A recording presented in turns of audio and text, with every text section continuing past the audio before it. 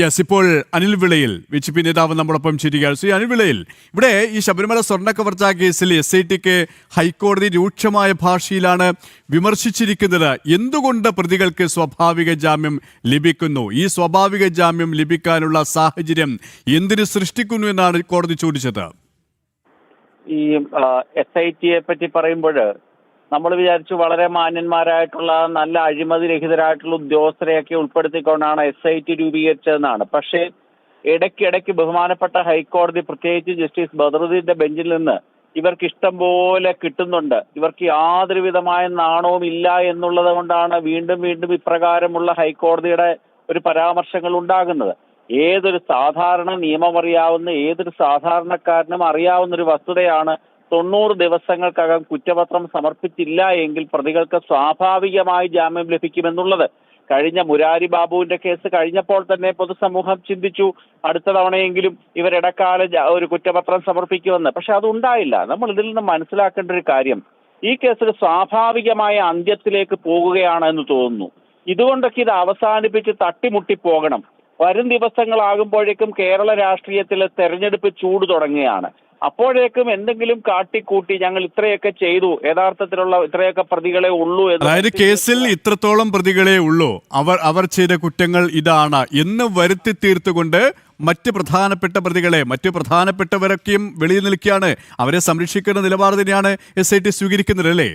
അതെ, തീർച്ചയായിട്ടും.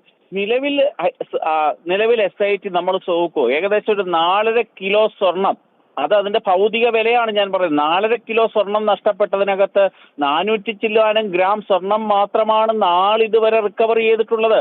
അത് തന്നെ ഗുരുതരമായ ഒരു വീഴ്ചയാണല്ലോ. യഥാർത്ഥത്തിൽ നഷ്ടപ്പെട്ട സ്വർണം തന്നെയാണോ ഈ 400 ഗ്രാം പിടിച്ചെടുത്തത്? ബാക്കി സ്വർണം ആര് കൊണ്ടുപോയി തുടങ്ങിയ കാര്യങ്ങളെ പറ്റി പോലും നാളിതുവരെയായിട്ടൊരു അന്വേഷണം നടന്നിട്ടില്ല.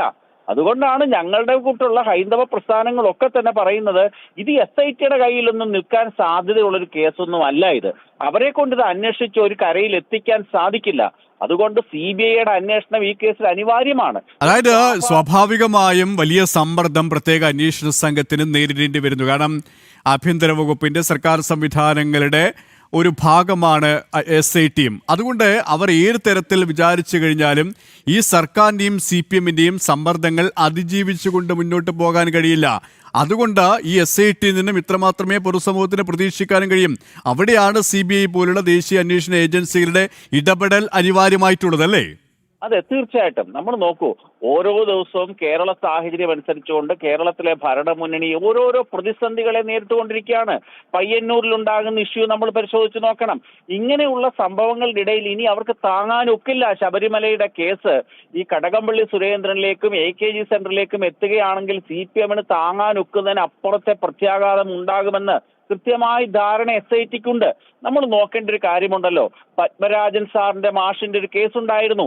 ആ കേസിൽ അന്വേഷണം അട്ടിമറിച്ച ഉദ്യോഗസ്ഥൻ എത്ര പെട്ടെന്നാണ് തദ്ദേശ സ്വയംഭരണ തെരഞ്ഞെടുപ്പിൽ സ്ഥാനാർത്ഥിയായത്.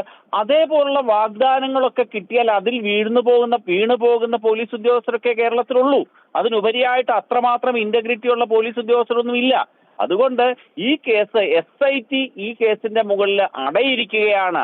SIT ആണ് സിറ്റ് നടത്തുന്നത് ഈ കേസിന്റെ മുകളിലാണ്. സ്വാഭാവികമായി ഇതിന് നാച്ചുറലായിട്ടൊരു അന്ത്യം ഇവർ പ്രതീക്ഷിക്കുന്നുണ്ട്.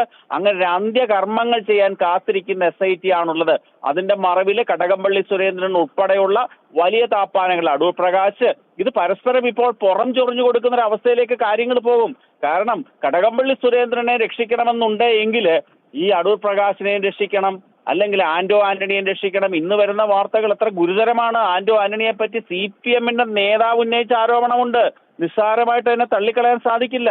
അതുകൊണ്ട് സ്വാഭാവികമായ ഒരു അന്ത്യം ഈ കേസിന് ഉണ്ടാക്കി കൊടുക്കുക എന്നുള്ളതാണ് SITയുടെ നിലവിലെ പ്രത്യേക താല്പര്യം.